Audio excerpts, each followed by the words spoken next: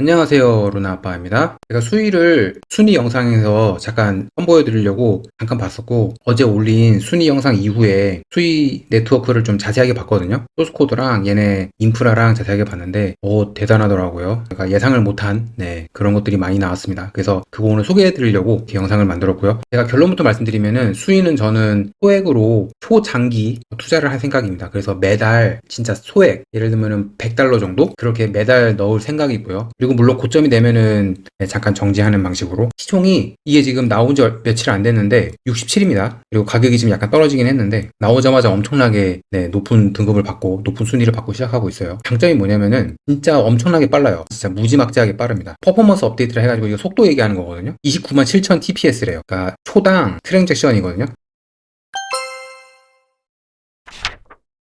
이게 29만 7천이에요. 이게 진짜 엄청난 숫자거든요. 물론 얘네가 내세운 이론적인 숫자긴 하지만 만약에 여기서 공 하나만 지워줘도 엄청 빠른 겁니다. 제가 다른 네트워크들이랑 비교를 해드릴게요. 트랜잭션 퍼 세컨드 비교 해드릴 거고요. 수위가 29만 7천이라 그랬죠. 팬텀이 진짜 빠르거든요. 예전에 수위가 나오기 전에 팬텀이 진짜 빨랐는데 이게 2만 5천이에요. 그리고 코스모스가 저거 지금 자막으로도 나가지만은 이걸로 만든 블록체인들이 되게 많잖아요. 그리고 지들끼리 연결도 하고. 그런데 얘가 만이에요.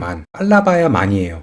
초당 10,000개의 트랜잭션을 처리했고 이것도 대단한 거였습니다. 그리고 솔라나 저거 FTX 사태 이후로 좀 약간 안 좋잖아요, 요즘. 여기도 빠르다고 얘기가 나왔었는데 이게 3,000입니다. 물론 이제 상황이 좋으면은 몇만까지도 나오는데 대충 3,000 나와요. 리플, 여러분 리플 빠르다고 뭐 CBDC 이거 한다고 그러잖아요. 이게 지금 1,500이에요, 1,500. 리플이 뭐 이더리움이랑 비트코인이랑 비교해서 빠른 거지 솔라나 반밖에 안 됩니다. 이더리움 2라고 했는데 이더리움 2는 지분 증명으로 바꿨잖아요. 상하이 하드포크. 이러고 나서 2배 빨라진 거예요. 예전에 15였거든요. 진짜 처참하죠? 이러니까 레이어 2가 나오죠. 그러니까 수위는 진짜 미친 듯이 빠른 겁니다. 이게 어느 정도로 빠른 거냐면은 웹페이지 이거 사이트 가가지고 뭐 이것저것 보시잖아요. 검색하고 그러잖아요. 그리고 게임 하면은 모바일 게임 하면은 정보 저장되고 다시 뭐 불러오고 그렇게 하는 거 있잖아요. 여러분들 그거 하시잖아요. 그런 일반 인터넷 속도보다 약간 느린 정도입니다. 이 정도면은 진짜 빠른 거예요. 여러분들 저거 전송해 보시면 아시잖아요. 그 거래소에서 개인 지갑으로 보내거나 개인 지갑에서 거래소로 전송하시면은 빨라야 1분 내고 느리면은 막 이더리움 이런 거는 진짜 오래 걸리죠? 몇 분 기다려야 됩니다. 숫자 올라가는 거 보면은 그게 다 노드들끼리 서로 정보 교환하는 그런 거거든요. 수위의 속도는 진짜 미친 거라고 보면 됩니다. 이거 제가 뒤에서 좀 더 디테일하게 설명을 해드릴게요. 이게 그 수위에서 제공하는 공식 익스플로러, 그러니까 정보를 한눈에 볼 수 있는 그런 사이트고요. 처음에 여기를 들어왔을 때 깜짝 놀랐던 게 노드가 2,200개예요. 이거 보고 깜짝 놀랐습니다. 어떻게 노드가 2,200개나 되지? 그 생각을 했거든요. 왜 그러냐면은 지금 자막으로 나가겠지만 루나 클래식이 좀 많은 편이거든요. 루나 클래식이 130개예요. 노드가. 그리고 그 BSC 바이낸스 스마트 체인이 보통 4, 50개고 제가 예전에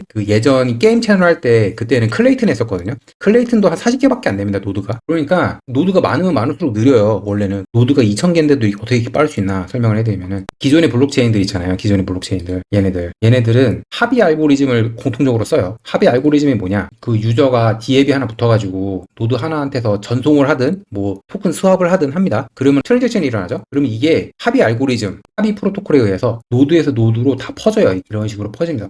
이런 식으로 퍼져가지고 이게 파인더나 익스플로러 보면은 숫자 올라가잖아요. 이게 퍼지는 숫자예요. 노드들한테 퍼지는 숫자가 그 숫자입니다. 이게 숫자가 계속 올라가는 거거든요. 이런 식으로. 그래서 서로 간에 합의를 하는 겁니다. 이렇게 보내주고 합의하고 보내주고 합의하고. 이렇기 때문에 빨라봐야 몇십 초고 느리면 몇 분 걸리는 거예요. 이렇게 전체 노드한테 다 보내야 되고. 그러니까 노드가 많으면 많을수록 느려지겠죠? 이게 기존의 블록체인 방식이고 수위는 이게 잘못됐다고 먼저 얘기를 했고요. 그래서 지네들은 어떻게 했냐? 수위는 어떻게 했냐? 요청이 와요. 디앱한테. 그러면은 바로 연산을 처리하고 그 다음에 리턴을 해줍니다. 바로 리턴을 해주고 그러니까 이 리턴을 해줄 때 얘가 이게 제대로 된 연산인지 아닌지 체크를 하겠죠? 그래서 결과를 바로 보내주고 그러면 사용자는 바로 결과값을 받죠? 그리고 이 결과는 이 이후에 보내는 겁니다. 이 처리 이후에 보내는 거예요. 그래서 왔다 갔다 하는 거는 이거는 일반 서버랑 거의 성능이 비슷하다 그랬잖아요. 이것 때문에 그런 거고 그리고 그 이후에 트랜잭션들은 그 이후에 이렇게 보내는 거예요. 수위 네트워크는 이게 가능해요. 수위 네트워크 특징이 또 뭐냐면은 병렬 분산이에요. 병렬 분산. 그래서 그래서 노드들끼리 서로 일을 분담해서 바로바로 처리를 해준다는 겁니다. 그게 병렬로. 네. 그렇기 때문에 저렇게 빠를 수가 있는 거예요. 이걸로 인해서. 노드가 많으면 많을수록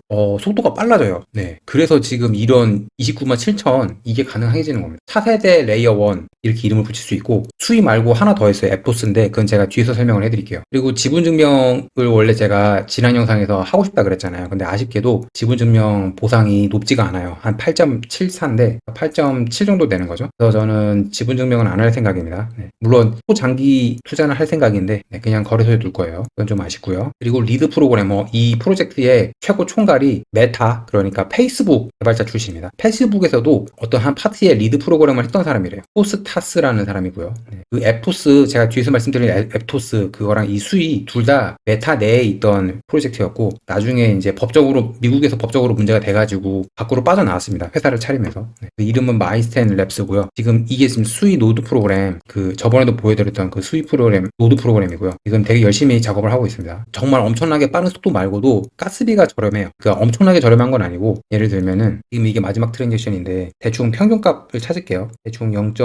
이 정도가 평균값이거든요. 그러니까 0.007 수위가 들어갔대요. 그리고 지금 수위 가격이 1.32예요. 곱하면은 0.01달러가 들어갔습니다. 0.01달러면은 여러분들 한 13원? 그 정도밖에 안 되는 겁니다. 13원 정도. 그러니까 트랜잭션 피가 괜찮죠, 이 정도면? 그리고 제가 앱토스 보여준다고 했잖아요. 앱토스가 지금 시총은 32예요. 꽤 상위권인데, 근데 잘 나가다가 떨어졌습니다. 이게 지금 전체 차트인데 보면은 처음에는 안 좋았어요. 처음에는 안 좋다가 한번 떡상한 적이 있어요. 뭔가 잘 됐나 봐요. 딱 떡상을 했는데, 이게 2023년 초반입니다. 떡상을 했는데 그 이후에 계속 가라앉고 있습니다. 이게 왜 이러냐면은 설명을 해드릴게요. 이 앱토스도 지금 수위가 사용하는 그 방식을 그대로 사용하고 있거든요. 무브라는 그 스마트 컨트랙트 만드는 프로그램을 이 앱토스랑 수위만 사용합니다. 그리고 성능도 거의 비슷해요. 성능이 한 절반 정도 된다고 해요. 수위에 297,000의 절반이면은 그래도 팬텀보다 훨씬 빠른 거잖아요. 앱토스도 훨씬 빠른 건데 얘네가 왜 망했냐? 이유가 뭐냐면은, 가장 큰 이유가 처음에는 엄청난 관심과 열풍을 불러왔어요. 왜냐면은 이렇게 빠른 블록체인이 처음 등장한 거잖아요. 그런데 가격 행보는 좋은 모습을 보이지 못했어요. 왜 그러냐면은 지네 블록체인 내에 생겨요, 디앱이. 그러면은 강도 높은 조사와 검증 과정을 거치면서 투자자들이랑 그 개발자들이 다 떠났어요. 그러니까 그렇게 하면 안 되는데 실수를 해가지고 가격이 많이 떡락을 했다고 합니다. 그러니까 운영을 잘못한 거죠. 운영에서 많은 문제점들이 있었대요, 그동안.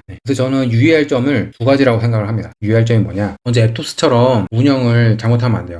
근데 지금 보기에는 운영 정말 잘하고 있거든요. 개발자 친화적으로 지금 운영을 하고 있어가지고 개발자들이 쉽게 배울 수 있도록, 특히 무브 언어 있잖아요. 무브 컴퓨터 언어. 그걸로 이제 토큰들이랑 NFT랑 만들 건데 그런 것들 쉽게 할 수 있도록 지금 되게 잘 해놨습니다. 저도 잠깐 봤는데. 그리고 이 수익 토큰이 개수가 고정이에요. 줄어들지도 않고 늘어나지도 않고. 그리고 토크노믹스도 재단 측에서 되게 잘 운영을 할 거라고 소원 장담을 했습니다. 그리고 절반 정도는 지금 아예 잠궈놨대요. 나머지는 언제 풀릴지는 모르겠는데. 그리고 지금 가장 걱정이 되는 거는 보안. 왜 그러냐면은 이런 식으로 속도를 극단적으로 늘려놨어요. 속도가 엄청 빠르게. 이렇게 되면은 보안에서 문제가 생길 수 있거든요. 그래서 저는 물론 초장기로 보고 투자를 하겠지만, 앱토스 쪽에서는 그런 보안 문제는 없었잖아요. 해킹 문제는 없었는데 수위에서도 그렇게 동일하게 문제가 없어야 됩니다. 이렇게 속도가 빠르다는 거는 보안 쪽에 문제가 생길 수 있다는 거를 얘기하거든요. 근데 그동안 1년 동안 테스트넷 돌리면서 많은 것들을 해봤을 거 아니에요. 그리고 자체적으로 버그 바운티, 버그 찾아내면 보상해주는 거, 그런 것도 계속 했거든요. 그래서 그런 쪽에 신경을 쓴 걸로 보이긴 하는데, 어쨌든 제가 보기에 유의할 점 두 가지는 보안 그리고 운영입니다. 이게 잘 되면 수위는 진짜 엄청나게 성장할 프로젝트라고 생각을 해요. 왜냐하면 속도 자체가 완전히 다르기 때문에. 이거 농사로 치면 땅이 정말 좋은 겁니다. 그러니까 땅은 정말 좋은데 이제 남은 거는 운영이죠. 운영을 과연 어떻게 하느냐, 농사를 어떻게 짓느냐, 그게 관건이라 생각합니다. 그럼 다음에 또 봐요. 구독과 좋아요 부탁드립니다. 감사합니다.